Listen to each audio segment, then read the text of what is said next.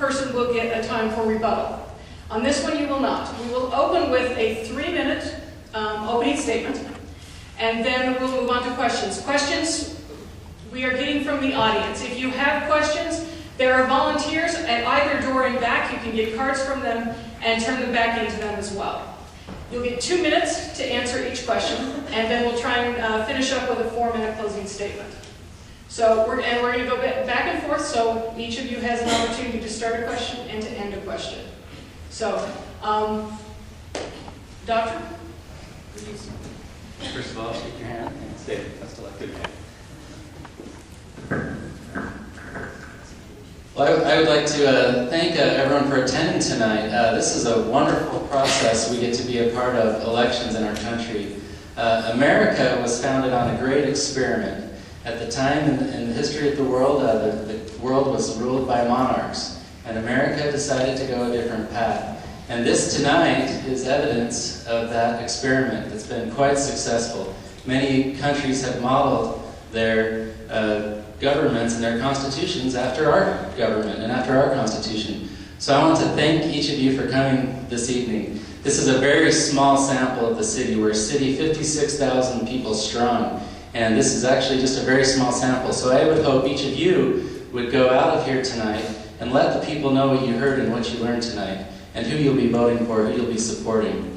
My name is Dave Alvord. I'm a resident of 10 years. I'm a dentist by profession. I have 4 children. I've served on the Mitt Romney campaign. I've been a Republican delegate. I've also served in many leadership capacities in the LDS Church. I'm proud to serve and to run as a candidate for mayor in the city of South Jordan. This is one of the most wonderful cities in the country and the most wonderful city in the state. We have open spaces, we have wonderful homes, wonderful schools, and the character of the citizens is bar none.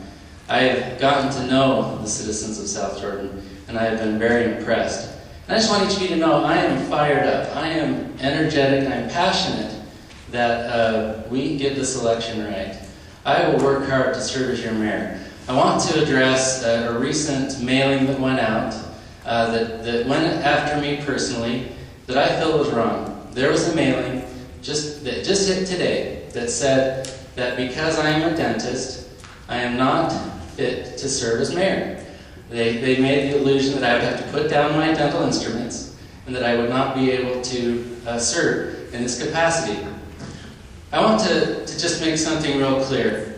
The founding fathers were farmers. They were not aristocrats. They were not people who were naturally won to wear powdered wigs and sit in high courts. These were people that put their lives on the line. And I found it wrong and insulting. Mark C. Toller and Chuck Newton, I'll accept your apology after this meeting. Any person that wants to serve in public office ought to be able to serve and not let their profession be a determining factor. I'm ready to serve. I've got the time. If a dentist doesn't have the time, who does? And I would appreciate your vote. Thank you.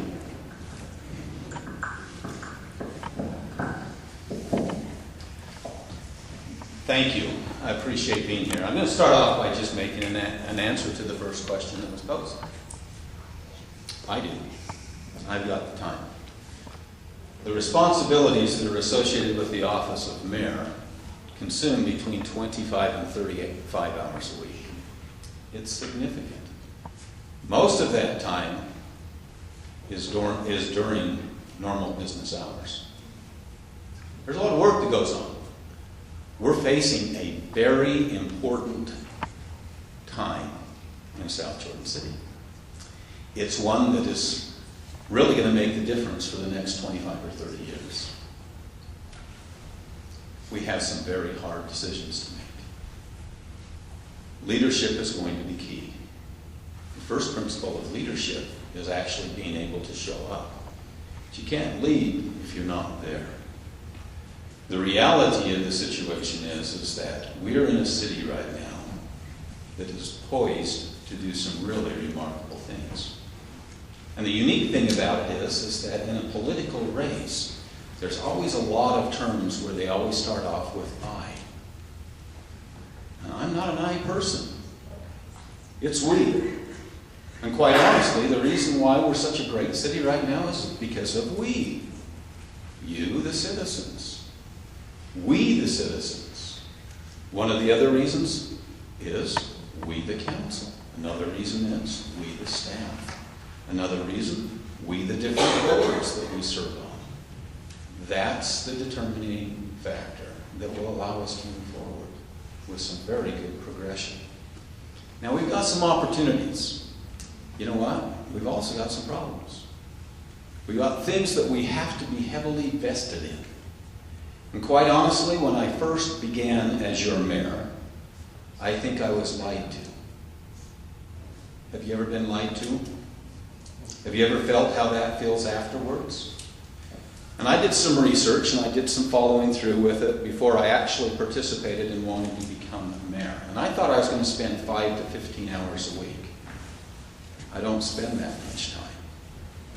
But I am the kind of person that when I say yes, it means yes. I'll do what's required. I'll put the time in. I'll follow up and find that information. And the reason why that's important is that there are critical things that are going to happen in the next 6 months and 12 months. When those things happen, you need somebody that already knows, that's not going through the process of learning and participating in an education, but have actually been involved and understands the reality.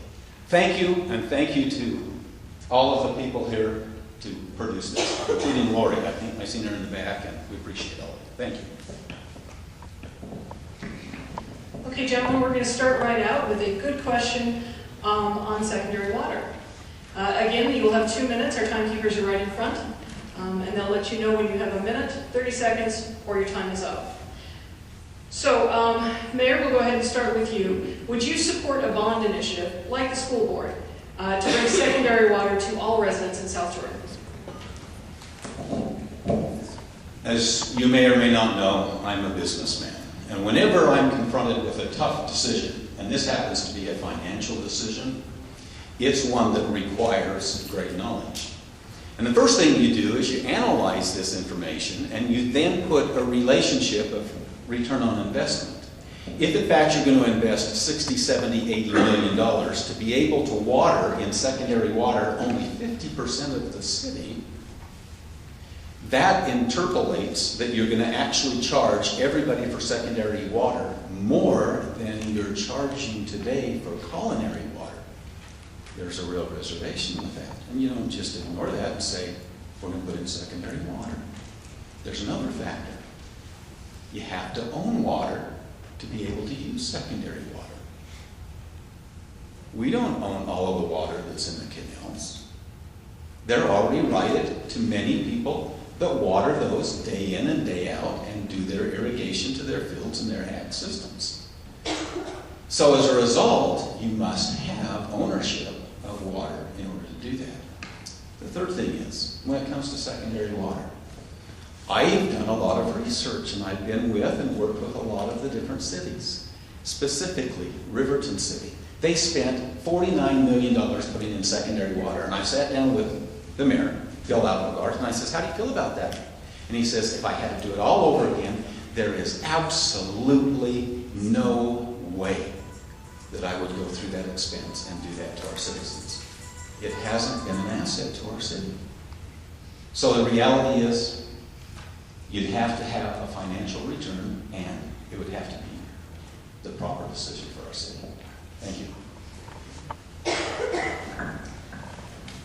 So the question, just to remind everyone, was should we bond, should we go into debt to provide more secondary water to the city?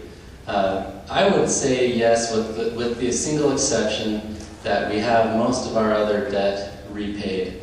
So this may be a question that I would be more amiable towards in the next 5 years, as some of that debt schedule is repaid.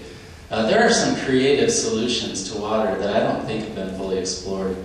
Settling ponds can be put in. I know I've heard a lot of complaints. You know, one of the things that I've been able to do, and to address some of this misinformation, that I don't have time, that I don't have 30 hours, I've put in 30 hours a week on this campaign. So the proof is that the last 6 months, I have put in 30 hours a week.